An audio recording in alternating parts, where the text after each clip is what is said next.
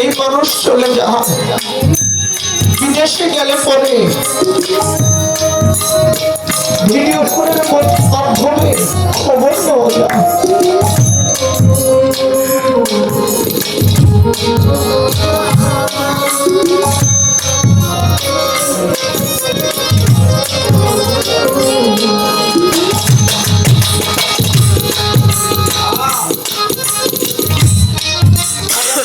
জগতে চলে যায় বাবা, যেখানে না দেওয়া যায় কোনো চিঠি, না পাঠানো যায় কোনো খবর।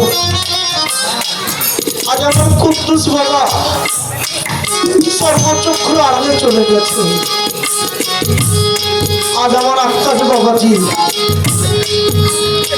এবং তার রজনী তার সুরত নিয়ে আসে। এই মানুষটা যেদিন চলে যাবে বাবা,